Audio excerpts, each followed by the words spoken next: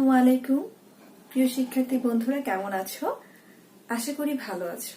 আলহামদুলিল্লাহ, আমিও ভালো আছি। আবারও অনলাইন ক্লাস নিয়ে তোমাদের সামনে চলে এসেছি। আমি শামসুন নাহার, সহকারী শিক্ষক, বাংলা মাধ্যম, মাইলস্টোন স্কুল অ্যান্ড কলেজ। তোমাদের স্বাগতম জানিয়ে শুরু করছি আজকের ক্লাসটি। তাহলে ক্লাসটি শুরু করার আগে তোমরা তোমাদের হাতের কাছে নিয়ে নাও বাংলা ব্যাকরণ ও নির্মিত বইটি, সাথে একটি কলম, একটা খাতা নিয়ে নাও, যেন প্রয়োজনীয় তথ্যসমূহগুলো সুন্দরভাবে লিখে রাখতে পারো। শিক্ষার্থী বন্ধুরা, নতুন পাঠে যাওয়ার আগে পূর্ব পাঠটি একটু যাচাই করে আসি। তোমাদের পূর্ব পাঠে কি ছিল? কাবুলিওয়ালা গল্প থেকে অতিরিক্ত সৃজনশীল প্রশ্ন ছিল। অতিরিক্ত সৃজনশীল প্রশ্নের আগে তোমাদের গল্পটি ভালো করে পড়ানো হয়েছে। সেখান থেকে জ্ঞানমূলক প্রশ্ন, অনুধাবনমূলক প্রশ্ন, সৃজনশীল প্রশ্ন সবকিছুই আলোচনা করা হয়েছে। এখন এখান থেকে যে কোনো প্রশ্নই আসুক না কেন, আমি আশা করব তোমরা সবাই উত্তর দিতে পারবে। তাহলে চলো কয়েকটি প্রশ্ন তোমাদেরকে জিজ্ঞেস করি, দেখো তোমরা উত্তরগুলো দিতে পারো কিনা। প্রথমেই আছে, দুহিতা শব্দের অর্থ কি? দুহিতা শব্দের অর্থ কন্যা। কাবুলিওয়ালা কোন দেশের অধিবাসী ছিলেন? কাবুলিওয়ালা আফগানিস্তানের রাজধানী কাবুলের অধিবাসী ছিলেন। মিনি কোন খেলা খেলতে শুরু করে দিয়েছিল? আগডুম বাগডুম খেলা খেলতে শুরু করে দিয়েছিল। আমি দুটো প্রশ্ন করছি, আশা করব অ্যান্সারটা দিতে পারবে। কারাবাস শেষে মিনিকে এক নজর দেখার জন্য কাবুলিওয়ালা বেকুল হয়েছিল কেন? মিনির মধ্যে কাবুলিওয়ালা নিজের মেয়ের মুখ স্মরণ করতেন, তাই কারাবাস শেষে মিনিকে এক নজর দেখার জন্য তিনি বেকুল হয়েছিলেন। কাবুলিওয়ালা গল্পের রহমত আফগানিস্তানের অধিবাসী। সেখানে সে তার ছোট একটি মেয়েকে রেখে কলকাতায় প্রতি বছর মেওয়া বেচতে আসে। একবার এক দেনাদারকে ছুরির আঘাত করলে তার কারাবাস হয়। কারাবাস শেষ করে নিজের মেয়ের কথা স্মরণ করে, তাই রহমত মিনিকে দেখার জন্য বেকুল হয়েছিল। আরেকটা প্রশ্ন একটু খেয়াল করো, যে লেখক রহমতকে নিজের দেশে ফিরে যেতে বলেছেন কেন? জ্ঞানটা কি হবে? জ্ঞানটা হবে যে রহমতকে তার মেয়ের সাথে সাক্ষাৎ করার জন্য লেখক নিজের দেশে ফিরে যেতে বলেছিলেন। কাবুলের অধিবাসী রহমত ব্যবসা করতে কলকাতায় আসে। ছোট মিনির সাথে তার বন্ধুত্ব হয়, কিন্তু এক লোককে ছুরি মারার অভিযোগে তাকে কারাবরণ করতে হয় এবং অনেক বছর কারাবরণ করার পর সে মিনিকে দেখতে আসে। মিনির মতো রহমতের নিজের দেশে একটি মেয়ে আছে, যার হাতের ছাপ রহমত তার পকেটে করে নিয়ে ঘুরে। এজন্যই জেল থেকে বের হয়ে মিনিকে দেখতে আসে। লেখক রহমতকে নিজ দেশে গিয়ে নিজে কন্যার মাঝেই পিতৃসুখ পাওয়ার জন্য কাবুল ফিরে যেতে বলেন। তো প্রিয় শিক্ষার্থী বন্ধুরা, চলো এবার মূল বিষয়ে চলে যাই। মূল বিষয়ে যাওয়ার আগে আমি একটা প্রশ্ন করছি, দেখি তোমরা আজকের বিষয়টা বুঝতে পারো কিনা। যে পুস্তক পাঠ করলে ভাষা শুদ্ধরূপে লিখতে, পড়তে ও বলতে পারা যায়, তাকে কি বলে? ব্যাকরণ। তাহলে আজকের বিষয় হচ্ছে ব্যাকরণ। তোমরা ব্যাকরণের চ্যাপ্টারটা বের করে ফেলো, আর ব্যাকরণ থেকে আজকে কি কি শিখবে শিখন ফলটা একটু জেনে নাও। ব্যাকরণের সংজ্ঞা বলতে পারবে, বাংলা ব্যাকরণের সংজ্ঞা বলতে পারবে, ব্যাকরণ পাঠের প্রয়োজনীয়তা ব্যাখ্যা করতে পারবে, বাংলা ব্যাকরণের আলোচ্য বিষয় সম্পর্কে বলতে পারবে। তাহলে চলো এখন আমরা ব্যাকরণটা সম্পর্কে আগে জেনে নেই। প্রথমেই কি আছে? ব্যাকরণ। ব্যাকরণ ভাষার বিজ্ঞানসম্মত বিশ্লেষণের শাস্ত্র। তোমরা একটু ভালো করে খেয়াল করো যে ব্যাকরণ ভাষার বিজ্ঞানসম্মত বিশ্লেষণের শাস্ত্র। এই কথাটা অনেক সময় তোমাদের বহু নির্বাচনী প্রশ্নের মধ্যে চলে আসে। ভাষা বিভিন্ন উপাদানে গঠিত হয় এবং বিভিন্ন রীতিতে ব্যবহৃত হয়। তাহলে দেখা যায় যে ভাষা অনেক উপাদানে গঠিত হয় এবং এর রীতিগুলো অনেক। গঠন ও ব্যবহারের ক্ষেত্রে প্রতিটি ভাষারই নিজস্ব কিছু নিয়ম শৃঙ্খলা আছে। এই নিয়ম শৃঙ্খলা সম্পর্কে যথাযথ জ্ঞান লাভ করতে হলে ভাষার বিভিন্ন উপাদান এবং তাদের পারস্পরিক সম্পর্ক ও যোগাযোগ প্রণালীর স্বরূপ বিশ্লেষণ প্রয়োজন। তাহলে ভাষার এই স্বরূপ বিশ্লেষণই ব্যাকরণ নামে অভিহিত। তাহলে এখানে একটু খেয়াল করো যে প্রত্যেকটি ভাষার গঠনে ব্যবহারের ক্ষেত্রে কিছু নিজস্ব নিয়মকানুন এবং শৃঙ্খলা রয়েছে। এই নিয়ম শৃঙ্খলা সম্পর্কে আমাদের জ্ঞান লাভ করতে হবে এবং এর বিশ্লেষণই ব্যাকরণ নামে অভিহিত হবে। তাহলে আশা করব ব্যাকরণ কি এটা তোমরা বুঝতে পেরেছ। এখন চলো ব্যাকরণ বিশ্লেষণ সম্পর্কে একটু জেনে নেই। ব্যাকরণ বিশ্লেষণ করলে আমরা কি কি পাই একটু খেয়াল করো। প্রথমেই দেখো এখানে কি কি পাই, যে বি মানে বিশেষ, যোগ আ মানে কি সম্যক, যোগ ক্রি যোগ অন। তাহলে এই সম্পূর্ণ বিষয়টা হচ্ছে ব্যাকরণ। তাহলে এখানে যদি তোমাদের আসে যে ব্যাকরণকে তোমরা একটু ভাঙো বা বিশ্লেষণ করো, বি আ ক্রিয়ন হবে কি ব্যাকরণ। এই বিশিষ্ট অর্থ থেকে আমরা বুঝতে পারি যে ব্যাকরণ হচ্ছে শব্দ উৎপাদক ও ভাষা নিয়ামক শাস্ত্র। তাহলে প্রশ্ন তোমাদের আসতে পারে যে শব্দ উৎপাদক ও ভাষা নিয়ামক শাস্ত্র কাকে বলে? ব্যাকরণকে। ব্যাপকভাবে বলা যায় ব্যাকরণ হচ্ছে ভাষার উচ্ছৃঙ্খলা নিবারক, শব্দের ব্যুৎপত্তি ও ব্যুৎপত্তিগত অর্থ নির্ধারক, পদ সাধক এবং বাক্য রচনা প্রণালী নির্ধারক শাস্ত্র। এই যে কথাটা আছে এটা ভালো করে একটু খেয়াল করো, যে ব্যুৎপত্তি ও ব্যুৎপত্তিগত অর্থ নির্ধারক এবং পদ সাধক এবং বাক্য রচনা প্রণালীর নির্ধারক শাস্ত্র। তবে এই ব্যাকরণের মধ্যে প্রত্যেকটা শব্দর ব্যুৎপত্তিগত দিক, তার গঠন প্রণালী, পদ প্রণালী এবং বাক্য রচনা, অর্থ সব কিছুই এখানে লিপিবদ্ধ রয়েছে, এর গঠন বা কাঠামো। ব্যাকরণের কাজ ভাষার অভ্যন্তরীণ শৃঙ্খলা আবিষ্কার করে। তাহলে একটা ভাষার অভ্যন্তরীণ মানে ভিতরের কি শৃঙ্খলাগুলো আছে, নিয়ম নীতিগুলো আছে, সেগুলোর কাজগুলো করে থাকে।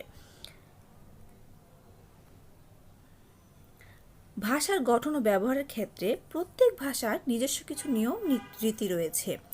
এসব নিয়ম রীতি সম্পর্কে সম্যক জ্ঞান লাভ করতে হলে ভাষাকে ভেঙে তার উপাদানসমূহের বিচার বিশ্লেষণ এবং তার পারস্পরিক সম্পর্ক ও যোগাযোগ প্রণালী নির্ণয় করা প্রয়োজন। তাহলে এখানে দেখা যাচ্ছে যে প্রত্যেকটা নিয়ম নীতি সম্পর্কে সম্যক জ্ঞান লাভ করতে হলে অবশ্যই এখানে ব্যাকরণ প্রয়োজন। সুতরাং যে শাস্ত্রের দ্বারা ভাষাকে বিশ্লেষণ করে এর বিভিন্ন অংশের পারস্পরিক সম্বন্ধ নির্ণয় করা যায় তাকে ব্যাকরণ বলে। এ পর্যায়ে ব্যাকরণ সম্পর্কে কয়েকজন খ্যাতনামা ভাষা পণ্ডিতের মন্তব্য তুলে ধরা হলো। তোমরা একটু ভালো করে খেয়াল করো। প্রথমেই আছেন ডক্টর সুনীতি কুমার চট্টোপাধ্যায়। ডক্টর সুনীতি কুমার চট্টোপাধ্যায়ের মতে, যে বিদ্যার দ্বারা কোনো ভাষাকে বিশ্লেষণ করিয়া তাহার স্বরূপটি আলোচিত হয় এবং সেই ভাষার গঠনে ও লিখনে এবং তাহাতে কথোপকথনে শুদ্ধরূপে তাহার প্রয়োগ করা যায়, সেই বিদ্যাকে সেই ভাষার ব্যাকরণ বলে। এখানে বলা হয়েছে যে বিদ্যার দ্বারা কোনো ভাষাকে যদি বিশ্লেষণ করা হয় এবং তার স্বরূপটি আলোচিত হয় এবং সেই ভাষার গঠন এবং লিখনে তার কথোপকথনে শুদ্ধ রূপে তার প্রয়োগ করা যায়, সেই বিদ্যাকে সেই ভাষার ব্যাকরণ বলে। ব্যাকরণ সম্পর্কে ডক্টর সুকুমার সেন বলেছেন, যে বইয়ে ভাষার বিচার ও বিশ্লেষণ আছে তাই ব্যাকরণ। এক কথায় বলা যায় যে যে পুস্তক বা বইয়ে ভাষা সম্পর্কে বিচার বিশ্লেষণ করা হয়েছে তাকে ব্যাকরণ বলে। মুনির চৌধুরী বলেছেন, যে শাস্ত্রে কোনো ভাষার বিভিন্ন উপাদানের প্রকৃতি ও স্বরূপের বিচার বিশ্লেষণ করা হয় এবং বিভিন্ন উপাদানের সম্পর্ক নির্ণয় ও প্রয়োগ বিধি বিশদভাবে আলোচিত হয় তাকে ব্যাকরণ বলে। তিনি বোঝাতে চেয়েছেন যে যে বই বা শাস্ত্রে ভাষার বিভিন্ন উপাদানের প্রকৃতির স্বরূপকে বিচার বিশ্লেষণ করে এর বিভিন্ন উপাদানকে সঠিকভাবে এর নির্ণয় এবং প্রয়োগ বিশদভাবে আলোচিত হয় তাই হচ্ছে ব্যাকরণ। প্রিয় শিক্ষার্থীরা, আশা করি তোমরা এই ভাষাবিজ্ঞানীদের মতামতগুলো এবং সংজ্ঞাগুলো সুন্দরভাবে বুঝে নিয়েছ।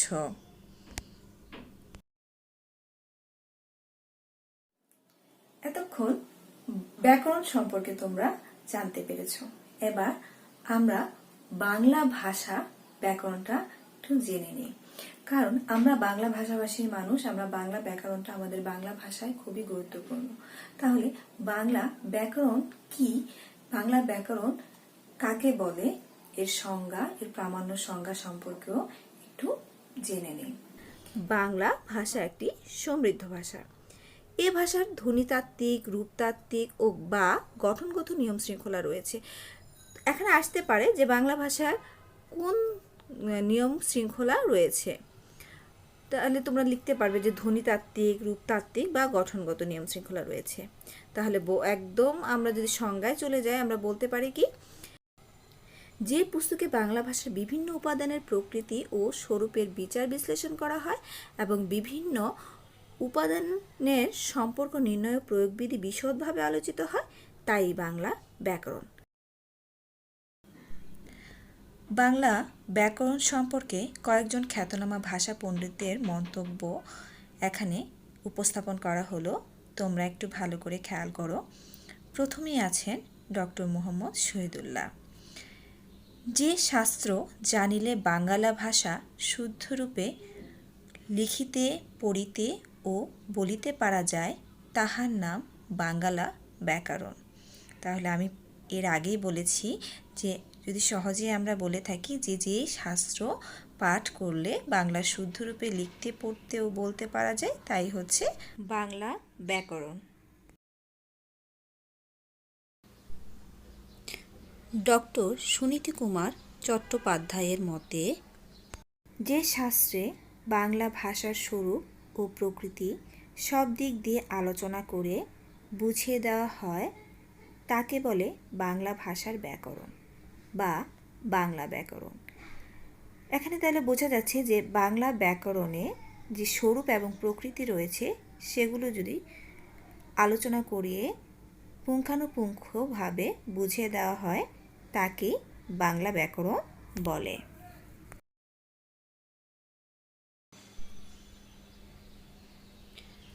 জ্যোতিভূষণ চাকি বলেছেন, যে ব্যাকরণ বাংলা ভাষার ধ্বনি, শব্দ, পদ, বাক্য ইত্যাদি বিশ্লেষণ করে ভাষার স্বরূপটিকে তুলে ধরে তাকে বাংলা ব্যাকরণ বলে। এই সংজ্ঞার মাধ্যমে আমরা বুঝতে পারছি যে একটি ভাষার ধ্বনি, শব্দ, পদ, বাক্য, অর্থ ইত্যাদি যদি বিশ্লেষণ করা হয় এবং তার স্বরূপটিকে সুন্দরভাবে তুলে ধরা হয় তাকে বাংলা ব্যাকরণ বলে। প্রিয় শিক্ষার্থীরা, তোমরা এই ভাষা বিজ্ঞানীদের যে সংজ্ঞাগুলো থেকে তোমরা মোটামুটি ভালো একটা সম্যক ধারণা পেয়েছ যে বাংলা ব্যাকরণ কাকে বলে। বাংলা ব্যাকরণ খুবই গুরুত্বপূর্ণ আমাদের বাংলা ভাষার জন্য। আর এই ভাষা বিজ্ঞানীদের মন্তব্যগুলো ভালো করে একটু খেয়াল করবে, যেন এখান থেকে যদি কোনো সংজ্ঞা তোমাদের বহু নির্বাচনেতে দেওয়া হয়, তোমরা যেন সুন্দরভাবে উত্তরটি লিখে আসতে পারো।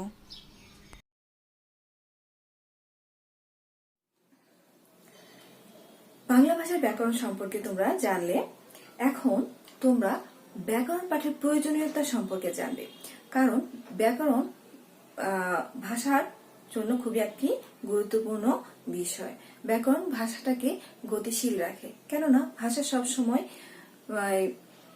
বদলায়, সময়ের পরিবর্তে ভাষারও বদল হয়, কিন্তু ব্যাকরণ ভাষাটাকে সুন্দরভাবে সাবলীলভাবে সেটিকে রক্ষা করে।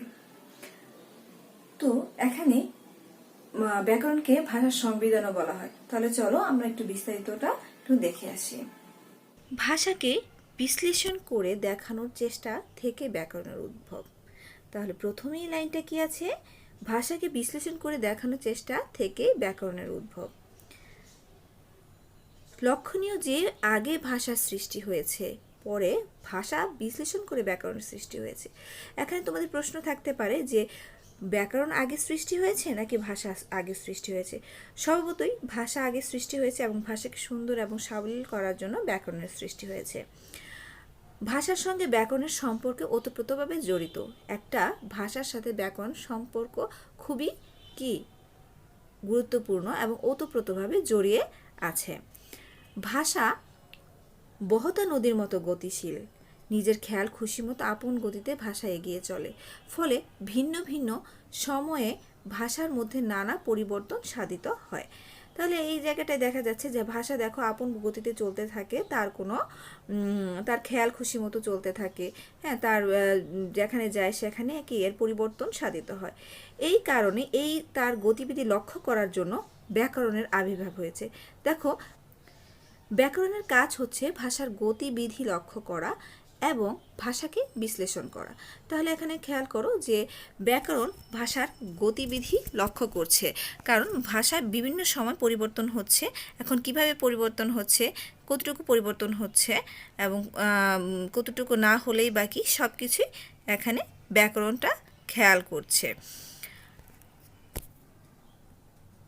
ভাষার মৌলিক উপাদান ধ্বনি, শব্দ, বাক্য, এগুলোর অভ্যন্তরীণ শৃঙ্খলা আবিষ্কারের জন্য ব্যাকরণের সৃষ্টি হয়েছে।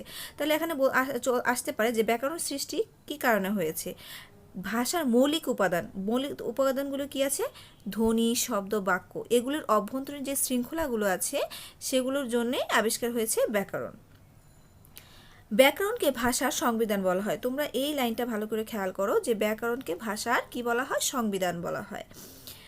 ব্যাকরণ ভাষাকে নিয়ন্ত্রণ করে না, তবু ব্যাকরণ পাঠের প্রয়োজনীয়তা অস্বীকার করা যায় না। ভাষা সৃষ্টি হয়েছে আগে, ব্যাকরণ এসেছে ভাষার পথ ধরে। তাই ব্যাকরণ ভাষাকে অনুসরণ করে, ভাষা ব্যাকরণকে অনুসরণ করে না। দীর্ঘদিন ভাষা ব্যবহারের ফলে ভাষার গ্রহণযোগ্য যে নিয়ম দাঁড়িয়ে যায়, তাই ব্যাকরণের নিয়ম হয়ে ওঠে। এসব নিয়ম নির্ধারণের জন্য ব্যাকরণের প্রয়োজন হয়ে পড়ে। তাই ভাষার নিয়ম শৃঙ্খলা জানা না থাকলে ভুলভ্রান্তির সম্ভাবনা থাকে। ব্যাকরণের জ্ঞান ভাষাকে নির্ভুল রাখতে সহায়তা করে। একটি ভাষা সম্বন্ধে পরিপূর্ণ জ্ঞান লাভ করতে হলে সেই ভাষার ব্যাকরণ পাঠের গুরুত্ব অপরিসীম। এখানে 7টি আছে, 7টি ভালো করে যদি তোমরা একটু খেয়াল করো তাহলে তোমরা হয়তোবা এই প্রয়োজনীয়তা সম্পর্কে অধিক জ্ঞান লাভ করবে এবং ভাষার প্রয়োজন সম্পর্কে বলতে পারবে। ব্যাকরণ ভাষাকে বিশ্লেষণ করে তার স্বরূপ ও বৈশিষ্ট্যকে নিরূপণ করে। তাহলে দেখা যাচ্ছে যে ব্যাকরণ ভাষাকে কি করে? বিশ্লেষণ করে এবং তার স্বরূপ বা বৈশিষ্ট্য সে কেমন, হ্যাঁ, এটাকে নিরূপণ করে। 2 নম্বরে আছে ব্যাকরণ পাঠ করে ভাষার বিভিন্ন উপাদানের গঠন প্রকৃতি এবং সেসবের সুষ্ঠু ব্যবহার বিধি সম্পর্কে জানা যায়। তাহলে দেখা যায় একটা ভাষার বিভিন্ন উপাদানের গঠন কিভাবে হচ্ছে, প্রকৃতি এবং সেইগুলোর ব্যবহার বিধি কিভাবে করতে হবে সেই সম্পর্কে জানা যাবে। 3 নম্বরে আছে ব্যাকরণ পাঠ করে লেখায় ও কথায় ভাষা প্রয়োগে শুদ্ধতা রক্ষা করা যায়। এখন দেখা যাচ্ছে যে আমরা বিভিন্ন ভাষায় কথা বলি এবং বিভিন্ন আঞ্চলিক চলে আসে এবং দেখা যাচ্ছে যে অশুদ্ধ ভাষায় আমরা কথা বলে ফেলি। তো এই ব্যাকরণের কারণে লেখায় এবং কথার মধ্যে ভাষার যে শুদ্ধতা রয়েছে সেগুলো সুন্দরভাবে রক্ষা হয়। 4 আছে ব্যাকরণ পাঠে ভাষার সৌন্দর্য অনুধাবন ক্ষমতা বৃদ্ধি পায়। সৌন্দর্য অনুধাবন, একটু খেয়াল করো যে ভাষাটা কি সুন্দর সুন্দর করে একটা ভাষা, একটা শব্দের পরে কোন শব্দটা বসবে, কোন শব্দটা বসলে সুন্দর হবে, এই উচ্চারণ সব কিছু মিলে এর সৌন্দর্য অনুধাবনের যে ক্ষমতাটা আছে সেটা বৃদ্ধি করবে। 5 নম্বরে আছে ব্যাকরণ সাহিত্যের রস আস্বাদনে সহায়ক ভূমিকা পালন করে। এখানে একটা খুবই গুরুত্বপূর্ণ বিষয় যে সাহিত্যের রস আস্বাদন। দেখা যায় আমরা যে সাহিত্য রচনায় যারা আত্মনিয়োগ করেছেন তাদের সাহিত্যকর্ম যেমন গল্প, উপন্যাস, নাটক সব কিছুতে একটা সুন্দর সামঞ্জস্য বিষয়গুলো থাকে যেগুলো আমরা শুনলে আমাদের ভালো লাগে, পড়তেও ভালো লাগে। হ্যাঁ, তো এই যে সাহিত্যের যে রসটা সেটা এই ব্যাকরণের মাধ্যমে চলে আসে। 6 নম্বরে আছে ব্যাকরণ পাঠের মাধ্যমে ছন্দ অলঙ্কার বিষয়ে জ্ঞান লাভ করা যায়। ছন্দ অলঙ্কার এখন শুনলেই মনে হয় যে ছন্দ অলঙ্কারটা আবার কি, কারণ প্রত্যেকটা ভাষায় সুন্দর করার জন্য প্রত্যেকটা ভাষার মধ্যে দেখতে পাই আমরা যে অনেক কথা, একটা শব্দের সাথে আরেকটা শব্দের সামঞ্জস্য, একটা শব্দকে কিভাবে অলঙ্করণ করা হয় সব বিষয়টা এই ব্যাকরণের মাধ্যমে ফুটে আসে। 7 নম্বরে আছে ভাষার পরিবর্তনের ধারা, নিয়ম শৃঙ্খলার বর্ণনা ও বিশ্লেষণ ব্যাকরণ পাঠে অবহিত হওয়া যায়। তাহলে প্রত্যেকটা জিনিসই এখানে খুবই গুরুত্বপূর্ণ। 7 নম্বরটা খুবই গুরুত্বপূর্ণ, একটু খেয়াল করো যে পরিবর্তনের ধারা। আমরা জানি যে ভাষা সবসময় পরিবর্তিত হতে থাকে, সময়ের সাথে সাথে ভাষারও কিছুটা পরিবর্তন হয়, কিন্তু ব্যাকরণ সেই পরিবর্তনটাকে নিয়ম শৃঙ্খলের বর্ণনা বা বিশ্লেষণের মাধ্যমে সেখানে সুন্দরভাবে লিপিবদ্ধ করে রাখে এবং ব্যাকরণ পাঠে অবহিত হওয়া যায়। সুতরাং ভাষার অভ্যন্তরীণ শৃঙ্খলা সম্পর্কে জ্ঞান লাভ এবং ভাষার শুদ্ধ প্রয়োগের ক্ষেত্রে ব্যাকরণ পাঠের প্রয়োজনীয়তা অনস্বীকার্য। প্রিয় শিক্ষার্থীরা, এবার আরেকটি গুরুত্বপূর্ণ বিষয় হচ্ছে বাংলা ব্যাকরণের আলোচ্য বিষয়। এখন বাংলা ব্যাকরণের আলোচ্য বিষয় কয়টি? আমরা জানি যে বাংলা ব্যাকরণের আলোচ্য বিষয় হচ্ছে 4টি: ধ্বনিতত্ত্ব, শব্দতত্ত্ব বা রূপতত্ত্ব, বাক্যতত্ত্ব বা পদক্রম, অর্থতত্ত্ব। এখানে বাংলা ব্যাকরণের আলোচ্য বিষয় সম্পর্কে এখানে বলা হয়েছে, খুবই ইম্পর্টেন্ট। প্রথম লাইনটি দেখো যে ধ্বনি, শব্দ, বাক্য, অর্থ। ভাষার 4টি মৌলিক উপাদান। এখানে আসতে পারে যে ভাষার 4টি মৌলিক উপাদান কি কি, তাহলে কি বলবা? ধ্বনি, শব্দ, বাক্য, অর্থ, এই 4টি। আবার এমনও আসতে পারে যে বাংলা ব্যাকরণের আলোচ্য বিষয় কয়টি, তাহলে কি লিখবে? লিখবে হচ্ছে 4টি। আচ্ছা, এই উপাদানগুলোর উপর ভিত্তি করে সব ভাষার ব্যাকরণে নিম্নলিখিত 4টি বিষয় আলোচনা করা হয়। বাংলা ব্যাকরণও এর ব্যতিক্রম নয়। তাহলে প্রত্যেক ভাষাতেই বা দেখা যায় যে ব্যাকরণে এই নিম্নলিখিত 4টি বিষয়ে আলোচনা করা হয়। প্রথমেই আছে কি? 1 নম্বরে আছে ধ্বনিতত্ত্ব বা ফনেটিক্স। ব্যাকরণে ধ্বনি বা বর্ণের আলোচনাকে বলে ধ্বনিতত্ত্ব। ধ্বনিতত্ত্বের আলোচ্য বিষয় হল ধ্বনির উচ্চারণ প্রণালী, উচ্চারণের স্থান, ধ্বনির প্রতীক বা বর্ণের বিন্যাস, ধ্বনির সংযোগ বা সন্ধি, ধ্বনির পরিবর্তন ও লোপ, নত্ব ও সত্ত্ববিধান ইত্যাদি। 2 নম্বরে আছে রূপতত্ত্ব বা শব্দতত্ত্ব, ইংরেজিতে মরফোলজি। ব্যাকরণে শব্দ বা পদের আলোচনাকে বলে রূপতত্ত্ব বা শব্দতত্ত্ব। এক বা একাধিক ধ্বনির অর্থবোধক সম্মিলনে শব্দ তৈরি হয়। শব্দ বা শব্দের অর্থযুক্ত ক্ষুদ্রাংশকে বলা হয় রূপ। রূপ গঠন করে শব্দ, সেই জন্য শব্দতত্ত্বকে রূপতত্ত্ব বলে। রূপতত্ত্বের আলোচ্য বিষয় হল শব্দ গঠন, প্রত্যয়, উপসর্গ, পদ পরিচয়, লিঙ্গ, পুরুষ, বচন, শব্দ ও ধাতুরূপ, সমাস, কারণ ইত্যাদি। 3 নম্বরে আছে বাক্যতত্ত্ব, সিনট্যাক্স। ব্যাকরণে বাক্যের আলোচনাকে বলে বাক্যতত্ত্ব।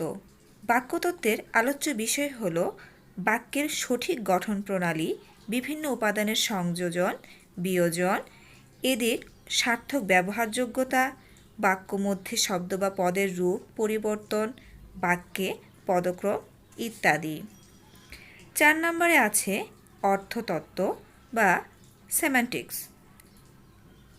ব্যাকরণের শব্দের অর্থবিচার, বাক্যের অর্থবিচার, অর্থের বিভিন্ন প্রকারভেদ যেমন মুখার্থ, গৌণার্থ, বিপরীতার্থ ইত্যাদি অর্থতত্ত্বের আলোচ্য বিষয়। উল্লেখিত 4টি বিষয় সুন্দরভাবে তোমাদের আলোচনা করা হলো।